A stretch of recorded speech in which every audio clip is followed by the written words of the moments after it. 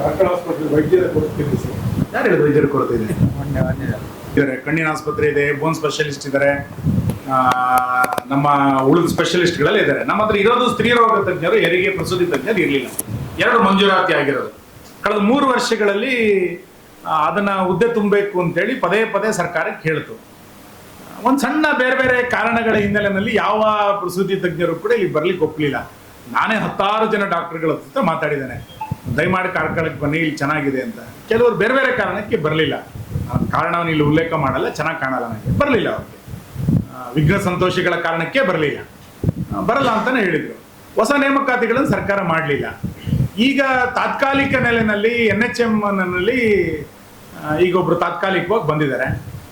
ನಮ್ದು ಕಾರ್ಕಳದಲ್ಲಿ ಹೆರಿಗೆ ಪ್ರಮಾಣ 2023ರ ತನಕ, ನೀವು ಡಾಕ್ಯುಮೆಂಟ್ ತೆಗೆದು ನೋಡಿ, 2023ರ ತನಕ ಪ್ರತಿ ತಿಂಗಳು 100ರ ಗಡಿಯನ್ನು ದಾಟಿತ್ತು ಹೆರಿಗೆ. ಈಗ ಅದು 2 ಅಂಕೆಯನ್ನು ದಾಟ್ತಾ ಇಲ್ಲ. ಕಾರಣ ಏನು ಅಂತಂದ್ರೆ ಪ್ರಸೂತಿ ತಜ್ಞರು ಇಲ್ಲ ಅನ್ನೋ ಕಾರಣಕ್ಕೆ.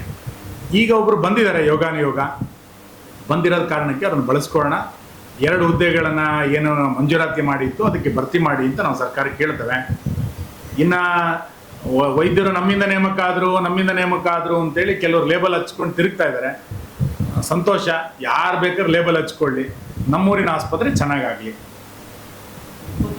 ಏನೇ ಮಾಡಿಲ್ಲ ಅಂದ್ರೆ ಏನು ತೊಂದರೆ ಮುಂಬರುವ ಮನೆ ನೆರೆಗೆ ಈ ಮಲೆನಾಡಲ್ಲಿ ಗ್ರಾಮೀಣ ಭಾಗಗಳಿಗೆ ಹೇಗೆ ಸಜ್ಜುಗೊಳಿಸಲಾಗಿದೆ?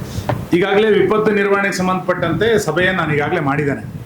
ಕಳೆದ 10 ದಿವಸದ ಕೆಳಗಡೆ ಎಲ್ಲ ಅಧಿಕಾರಿಗಳನ್ನು ಕರೆದು ವಿಪತ್ತು ನಿರ್ವಹಣೆಗೆ ಬೇಕಾದಂತ ಮಾಡಿದೆ. ವಿಶೇಷವಾಗಿ ಮೆಸ್ಕಾಮು ಮತ್ತು ಕಂದಾಯ ಇಲಾಖೆ ಅಧಿಕಾರಿಗಳು, RDPR ಇವರೆಲ್ಲರನ್ನು ಕೂಡ ಎಚ್ಚರಗೊಳಿಸಿದೆ.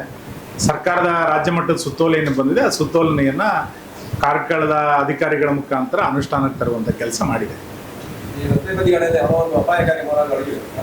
ಆ ಥರದ ನಿರ್ದಿಷ್ಟ ಪ್ರಕರಣ ಇದ್ರೆ ನನ್ನ ಕೈ ಕೊಡಿ, ನಾನು ಮಾಡ್ಕೊಡ್ತೀನಿ. ಈಗಾಗಲೇ ಸೂಚನೆ ಕೊಟ್ಟಿದೆ, ಯಾವ್ದಾದ್ರು ನಿರ್ದಿಷ್ಟ ಪ್ರಕರಣಗಳಿದ್ರೆ ಹೇಳಿ ಮಾಡ್ಸೋಣ. ಎಂಟದಲ್ಲ ಸುಸ್ತಾಗ್ತಿದೆ.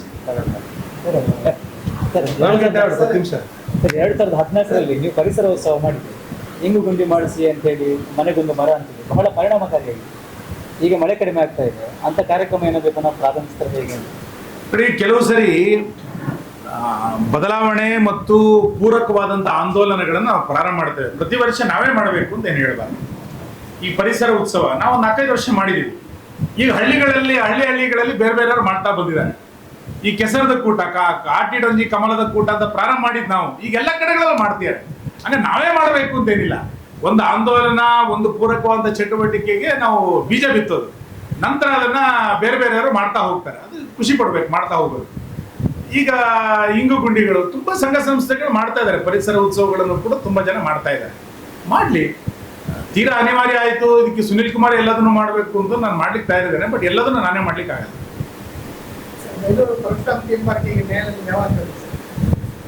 ಕೋರ್ಟಿಗೆ ಯಾರು ಹೋಗಿದ್ರು ಅವ್ರ ಹತ್ರ ಕೇಳಬೇಕು ಈ ಪ್ರಶ್ನೆನ. ಆದ್ರೆ ಪರಶುರಾಮ ಥೀಮ್ ಪಾರ್ಕಿನ ಇವತ್ತಿನ ಪರಿಸ್ಥಿತಿಗೆ ನೇರವಾಗಿ ಉದಯ್ ಕುಮಾರ್ ಶೆಟ್ಟಿಯೇ ಕಾರಣ.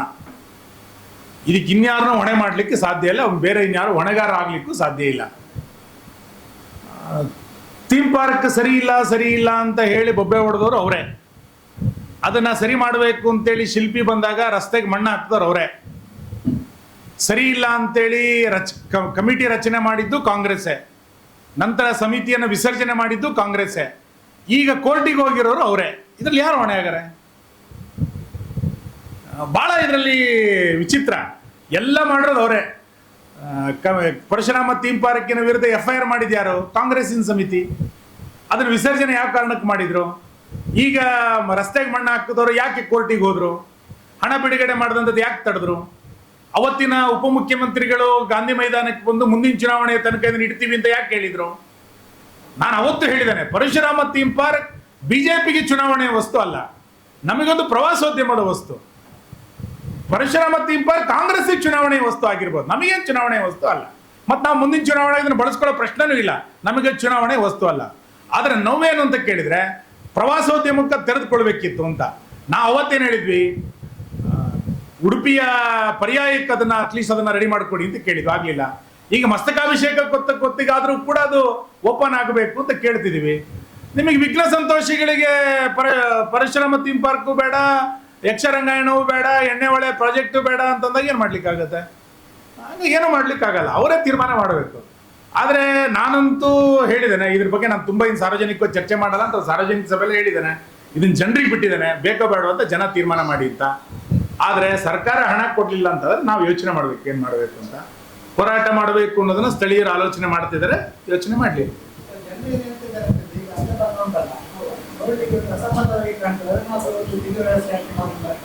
ಜಿಲ್ಲಾಧಿಕಾರಿಗಳು ಈಗಾಗಲೇ ಹೇಳಿದ್ದೇವೆ. ನಾನು ಜಿಲ್ಲಾಧಿಕಾರಿಗಳಿಗೆ ಪತ್ರವನ್ನು ಬರೆದಿದ್ದೆ. ಅಲ್ಲಿ ಕಳ್ತನ ಆದಾಗ ಅಲ್ಲಿ ಮೇಲ್ಗಡೆ ಬಿಡಪ್ಪ, ಕೆಳಗಡೆ ಕಾರ್ಯಕ್ರಮ ಮಾಡ್ಲಿಕ್ಕೆ ಅನುಮತಿ ಕೊಡಿ ಅಂತ ನಾನೇ ಪತ್ರ ಬರೆದಿದ್ದೆ. 10 ಸಂಘ ಸಂಸ್ಥೆಗಳು ಪತ್ರ ಬರೆದಿದ್ದಾರೆ ಜಿಲ್ಲಾಧಿಕಾರಿಗಳಿಗೆ, ನಮಗಲ್ಲಿ ಕಾರ್ಯಕ್ರಮಗಳನ್ನು ಮಾಡ್ಲಿಕ್ಕೆ ಅವಕಾಶ ಕೊಡಿ ಅಂತೇಳಿ. ಜಿಲ್ಲಾಧಿಕಾರಿಗಳು ಅನುಮತಿ ಕೊಟ್ಟಿಲ್ಲ. ನಾನು ಈಗಲೂ ಕೇಳ್ತೇನೆ, ನೀವು 2ನೇ ಮಾಡಿ 3ನೇ ಮಾಡಿಗೆ ಹೋಗ್ಲಿಕ್ಕೆ ಅನುಮತಿ ಕೊಡದಲೇ ಇರಿ, ಆದರೆ ಕೆಳಗಡೆ ಮ್ಯೂಸಿಯಂಗೆ ಹೋಗ್ಲಿಕ್ಕೆ, ಟಿವಿ ನೋಡ್ಲಿಕ್ಕೆ, ಕೆಳಗಡೆ ಆಡಿಟೋರಿಯಂನಲ್ಲಿ ಕಾರ್ಯಕ್ರಮ ಮಾಡ್ಲಿಕ್ಕೆ ಅನುಮತಿ ಕೊಡಿ, ಅಟ್ಲೀಸ್ಟ್ ಜೀವಂತವಾಗಿರ್ಲಿ ಅದು ಅಂತ. ಸರ್ಕಾರಕ್ಕೆ ಪ್ರವಾಸೋದ್ಯಮಕ್ಕೆ ಕ್ಯಾಬಿನೆಟ್ ಮಾಡಬೇಕು ಅಂತ ಅನ್ಸ್ಬೇಕಾದ್ರೆ ಇದು ಪ್ರವಾಸೋದ್ಯಮಕ್ಕೆ ತೆರೆದುಕೊಳ್ಬೇಕು ಅಂತೇಳಿ ಸರ್ಕಾರಕ್ಕೆ ಅನ್ನಿಸ್ಬೇಕಲ್ಲ. ಅನ್ನಿಸ್ಲಿಲ್ಲ ಅಂದ್ರೆ ಏನು ಮಾಡ್ಲಿಕ್ಕೆ ಆಗಲ್ಲ. ದ್ವಂದ್ವ ನಿಲುವು ಇರಬಾರ್ದು. ಹಾಗಾಗಿ ನಿಮ್ಮ ಭಾವನೆ ಏನಿದೆ ಅದನ್ನು ಜಿಲ್ಲಾಧಿಕಾರಿಗಳು ಈಗಾಗಲೇ ಹೇಳಿದ್ದೇನೆ, ಮತ್ತೊಂದ್ಸರಿ ಬೇಕಾದ್ರೆ ಹೇಳ್ತೇನೆ. ನೋಡೋಣ, ಮಸ್ತಕಾಭಿಷೇಕ. ಸರ್, ಈಗ ಒಂದು ಜಿಲ್ಲಾಧಿಕಾರಿಯಿಂದ ಒಂದು ಆದೇಶಗಳು ಬರ್ತಾ ಇದೆ. ಕಾರ್ಕಳ ಪುರಸಭೆ ವ್ಯಾಪ್ತಿಯಲ್ಲಿರುವಂತ ಬೀದಿ ನಾಯಿಗಳ ಹಾವಳಿಗಾಗಿ ಪುರಸಭಾ ಪೌರ ಕಾರ್ಮಿಕರನ್ನು ಅದನ್ನು ಹಿಡಿಬೇಕು ಅನ್ನೋದನ್ನ, ಅವರಿಗೆ ಬೇಕಾದಂತ ವ್ಯವಸ್ಥೆಗಳನ್ನು ಮಾಡದೆ, ಏನು ಮಾಡದೆ ಅವರ ಮೇಲೆ ಒತ್ತಡ ಇರ್ತಾ ಇದ್ದಾರೆ.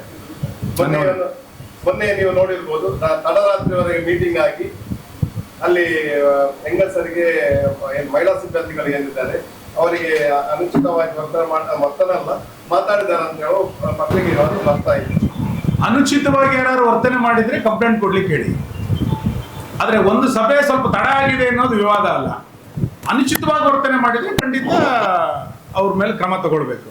ಯಾವುದೋ ಒಂದು ಸರ್ಕಾರಿಯ ಮೀಟಿಂಗ್, ಯಾವುದೋ ವರ್ಷದಲ್ಲಿ ಒಂದಿನೋ 2 ವರ್ಷಕ್ಕೆ ಒಂದಿನೋ ಸ್ವಲ್ಪ ತಡ ಆದ್ರೆ ಅದು ಅಪರಾಧ ನನಗೇನು ಅನ್ಸೋದಿಲ್ಲ. ನಾವು ರಾತ್ರಿ 12 ಗಂಟೆ 1 ಗಂಟೆ ತನಕ ವಿಧಾನಸಭಾ ಅಧಿವೇಶನಗಳು ನಡೆಸಿದ್ದೇವೆ. ಮತ್ತು ತುಂಬಾ DC ಜಿಲ್ಲಾ ಮಟ್ಟದ ಕಚೇರಿಗಳು ರಾತ್ರಿ 9 ಗಂಟೆಗೆ ಕೆಲಸ ನಿರ್ವಹಿಸುತ್ತೆ. ಅನುಚಿತವಾಗಿ ಯಾರು ವರ್ತನೆ ಮಾಡಿದ್ರೆ ಖಂಡಿತ ಅವ್ರ ಮೇಲೆ ಕ್ರಮ ಆಗಲಿ. ಲೇಟ್ ಆಗಿದ್ದಕ್ಕೆ ಅದು ಅಪರಾಧ ಅಂತ ನನಗೇನು ಅನ್ಸೋದು. ಈ ಸುತ್ತೋಲೆ ಬಗ್ಗೆ ನೋಡ್ತೇನೆ, ಆಮೇಲೆ ನಿಮ್ಮ ಹತ್ರ ಮಾತಾಡ್ತೇನೆ. ಮುನ್ಸಿಪಾಲಿಟಿ ನಿಮ್ಮನ್ನು ಬಿಟ್ಟೇನಿಲ್ಲಲ್ಲ.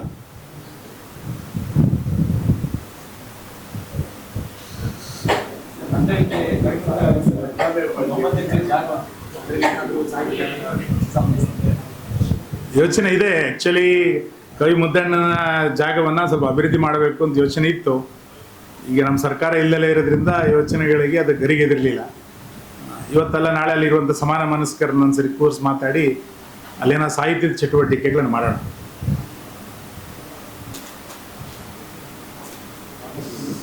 ಬರೇನು ಸರ್, ನಾನು ಅನೌಪಚಾರಿಕ ಮಾತಾಡಿ, ಬರೀ ಪ್ರಶ್ನೆಗಳನ್ನು ಕೇಳಬೇಡಿ. ಈಗ ಯಾವುದೇ ಸರ್ಕಾರದಿಂದ ಹೊಸ ಯೋಜನೆಗಳು, ಯಾವುದಾದ್ರು ಹೊಸ ಎಕ್ಸ್ಪೆರಿಮೆಂಟ್ ಮಾಡಬೇಕಾದ್ರೆ ಕರಾವಳಿಯ ನಮ್ಮ 2 ಜಿಲ್ಲೆಯಿಂದ ಆಯ್ಕೆ ಮಾಡ್ತಾರೆ. ಅದರಲ್ಲಿ ಆಗುವಂತ ಏನು ತೊಂದರೆಗಳಿವೆ ನಾವು ಅನುಭವಿಸ್ತಾ ಇದ್ದೇವೆ, ಇನ್ಕ್ಲೂಡಿಂಗ್ ನಮ್ಮ ಏನು ಸಿಂಗಲ್ ಸೈಟ್ಗಳಂತದ್ದು. ಅದು ಯಾಕೆ ಸರ್ ಉಡುಪಿ ಜಿಲ್ಲೆಗೆ ಮಹತ್ವ ಕೊಡ್ತಾ ಇದ್ದಾರೆ? ನೋಡಿ, ತುಂಬಾ ಸರಿ ನಾವು ಹೇಳಿದ್ದೇವೆ, ಕರಾವಳಿ ಜಿಲ್ಲೆಯನ್ನ ಬೇರೆ ಜಿಲ್ಲೆಗಳಿಗೆ ನೀವು ಹೋಲಿಕೆ ಮಾಡಬೇಡಿ. ಕರಾವಳಿಯ ಜನ ಕಾನೂನನ್ನ ಅತ್ಯಂತ ಅಚ್ಚುಕಟ್ಟಾಗಿ ಪಾಲಿಸ್ತಾರೆ ಅನ್ನುವ ಕಾರಣಕ್ಕೆ ಎಲ್ಲದನ್ನು ಕೂಡ ಇದನ್ನು ಪ್ರಯೋಗಶಾಲೆಯಾಗಿ ಬಳಸಬೇಡಿ ಅಂತ ಹೇಳಿದರು. ಇಲ್ಲಿಯ ರೆವೆನ್ಯೂ ಸಮಸ್ಯೆಗಳು, ಇಲ್ಲಿಯ ಗ್ರಾಮೀಣಾಭಿವೃದ್ಧಿ ಸಮಸ್ಯೆಗಳು ಬೇರೆ ಬೇರೆ ಇದೆ. ಇಲ್ಲಿಯ ಮರಳಿನ ಸಮಸ್ಯೆ ಬೇರೆ ಇದೆ, ಇಲ್ಲಿನ ಕಲ್ಲಿನ ಸಮಸ್ಯೆಗಳು ಬೇರೆ ಇದೆ. ಇದನ್ನ ನೀವು ಉತ್ತರ ಕರ್ನಾಟಕದ ಅಥವಾ ಮೈಸೂರು ಕರ್ನಾಟಕದ ಜೊತೆ ಇದನ್ನು ಹೋಲಿಸಿ ಮಾಡ್ಲಿಕ್ಕೆ ಆಗಲ್ಲ. ಹಾಗಾಗಿ ಅಲ್ಲಿರುವಂಥ IAS ಅಧಿಕಾರಿಗಳು ಕೂಡ ಇದನ್ನು ಸ್ವಲ್ಪ ಗಮನಿಸಬೇಕು. ತುಂಬಾ ಸರಿ ಹೇಳಿದ್ದೇವೆ, ಆದರೆ ನಾವು ಹೇಳಿದ್ದನ್ನ ಅವ್ರ ಕಿವಿಗೆ ಇನ್ನು ಹೋದಂಗೆ ಕಾಣ್ತಾ ಇಲ್ಲ. ಜವಳಿ ಪಾರ್ಕಿಗೆ ನಮ್ದೊಂದು ಡ್ರೀಮ್ ಪ್ರಾಜೆಕ್ಟ್ ಅದು.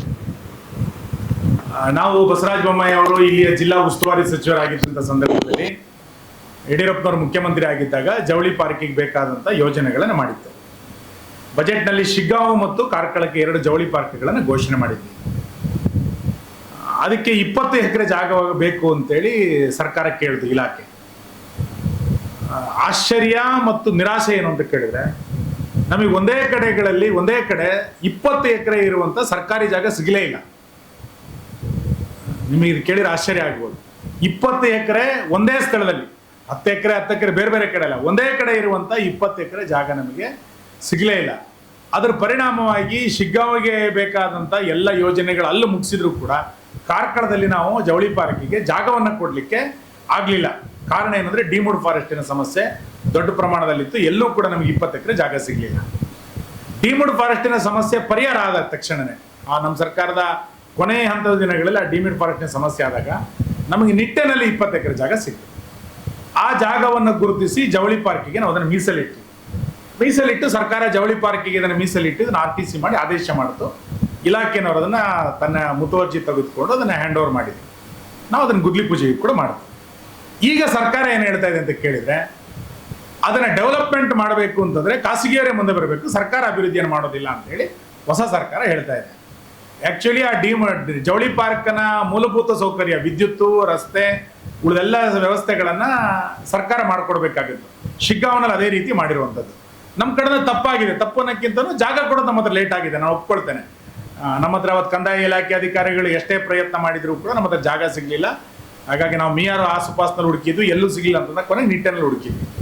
ನಿವೇಶನ ಕೊಡೋದು, ಜಾಗ ಕೊಡೋದು ಲೇಟ್ ಆದಾಗ ಹಣ ಬಿಡುಗಡೆ ಶಿಗ್ಗಾಂವಿಗೆ ಮಾಡಬೇಕಾದ್ರೆ ಕಾರ್ಕಳಕ್ಕೆ ಬಿಡುಗಡೆ ಮಾಡಿರಲಿಲ್ಲ ಅವಾಗ. ಯಾಕೆ ಅಂತಂದ್ರೆ ನಮ್ಮ ಹತ್ರ ಲ್ಯಾಂಡ್ ಇರಲಿಲ್ಲ. ಲ್ಯಾಂಡ್ ಆದ ನಂತರ ಸರ್ಕಾರ ಹೇಳುತ್ತೋ, ಹೊಸ ಸರ್ಕಾರ ಬಂದಾಗ ನಾವು ಇದಕ್ಕೆ PPP ಮಾಡಲ್ಲ, ಇದನ್ನು ಮಾಡೋದು ಸರ್ಕಾರ, ಇದನ್ನ ನಾವು ಮೂಲಭೂತ ಸೌಕರ್ಯಗಳನ್ನು ಮಾಡಲ್ಲ ಅಂತ. ನಾವಾದ್ರೂ ತೊಂದರೆ ಇಲ್ಲ, PPP ಮಾಡಲಿ ಅಂತೇಳಿ ನಾವು ಅದಕ್ಕೆ ಒಪ್ಕೊಂಡಿದ್ವಿ. PPP ಮಾಡಲಲ್ಲಿ 3 ಬಾರಿ ಟೆಂಡರ್ ಆಗಿದೆ, ಯಾರ್ಯಾರ ಮುಂದೆ ಬಂದ್ಲಿ ಮಾಡಲಿ ಅಂತ. PPP ಮಾಡಲ್ ಅಂದ್ರೆ ಏನು? ಯಾರೊಬ್ರು ಇನ್ವೆಸ್ಟರ್ ಬರಬೇಕು, ಆ ಇಡೀ ಜಾಗವನ್ನು ಇನ್ವೆಸ್ಟರಿಗೆ ಕೊಡ್ತಾರೆ, ಅವ್ರು ಎಲ್ಲ ಡೆವಲಪ್ಮೆಂಟ್ ಅನ್ನು ಮಾಡಿ ನಂತರ ಅದನ್ನು ಯಾರಿಗೆ ಬೇಕಾದ್ರೆ ಲೀಸಿಗೆ ಕೊಡಬಹುದು ಅಂತ PPP ಮಾಡಲ್. 3 ಬಾರಿ ಟೆಂಡರ್ ಮಾಡಿದ್ದಾರೆ. ರಸ್ತೆನೂ ಮಾಡಬೇಕು, ವಿದ್ಯುತ್ ಮಾಡಬೇಕು, ಶೆಡ್ ಕಟ್ಟಬೇಕು ಅಂತಂದಾಗ ಅಷ್ಟು ದೊಡ್ಡ ಇನ್ವೆಸ್ಟ್ಮೆಂಟಿಗೆ ಯಾರು ಕೂಡ ಟೆಂಡರ್ನಲ್ಲಿ ಭಾಗವಹಿಸಿಲ್ಲ. ಹಾಗಾಗಿ ನಾನು ಸರ್ಕಾರಕ್ಕೂ ವಿನಂತಿ ಮಾಡೋದೇನಂತ ಕೇಳಿದ್ರೆ, PPP ಮಾಡಲಿಂದ ಹೊರಗೆ ಬಂದು ಮೂಲಭೂತ ಸೌಕರ್ಯವನ್ನ ಸರ್ಕಾರವೇ ಮಾಡಬೇಕು. ನಂತರ ಯಾರು ಬೇಕಾದ್ರೂ ಬಂದು ಜವಳಿ ಪಾರ್ಕ್ ನಿರ್ಮಾಣ ಮಾಡಲಿಕ್ಕೆ ಲ್ಯಾಂಡ್ ಅನ್ನ ಲೀಸ್ ಮುಖಾಂತರ ಕೊಡಿ, ಶಿಗ್ಗಾಂವ್ ಮಾದರಿಯಲ್ಲೇ ಅದನ್ನು ಮಾಡಿ ಅಂತ ಹೇಳಿದ್ದೇವೆ. ಇಲ್ಲಿ ತನಕ ಸರ್ಕಾರ ಅದಕ್ಕೆ ಮಾಡಿಲ್ಲ.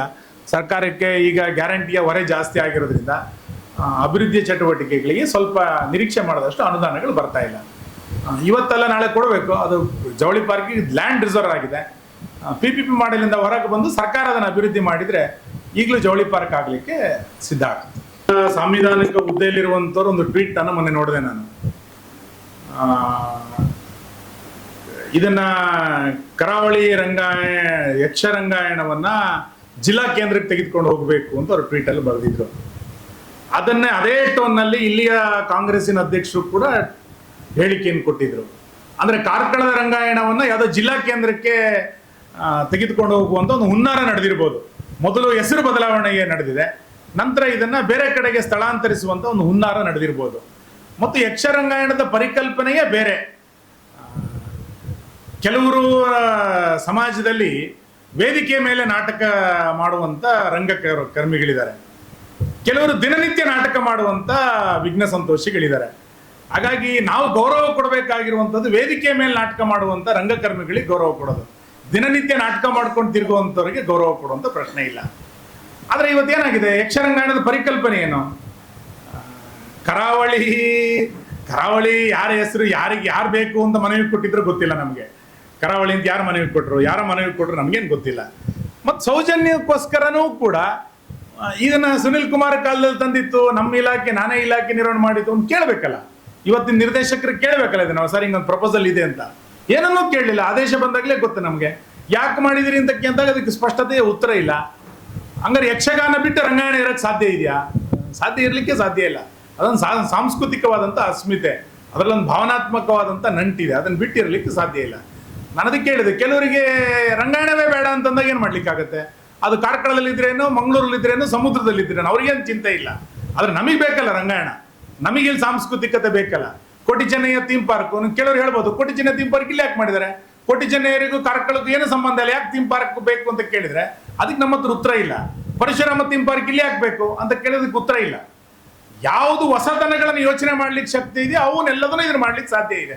ಹೊಸತನ ಮಾಡ್ಲಿಕ್ಕೆ ಸಾಧ್ಯ ಇಲ್ಲದಿರೋರು RTI ಮುಖಾಂತರ ಅರ್ಜಿಗಳನ್ನು ಹಾಕ್ಬೋದು ಅಷ್ಟೇ. ಹಾಗಾಗಿ ನನಗೆ RTI ಅರ್ಜಿಗಳ ಮೇಲೆ ನಂಬಿಕೆ ಇಲ್ಲ, ನನಗೆ ಹೊಸ ಯೋಜನೆಗಳ ಮೇಲೆ ನಂಬಿಕೆ ಇದೆ. ಕರಾವಳಿ ರಂಗಾಯಣ ಎಲ್ಲಿದೆ ಕರಾವಳಿ?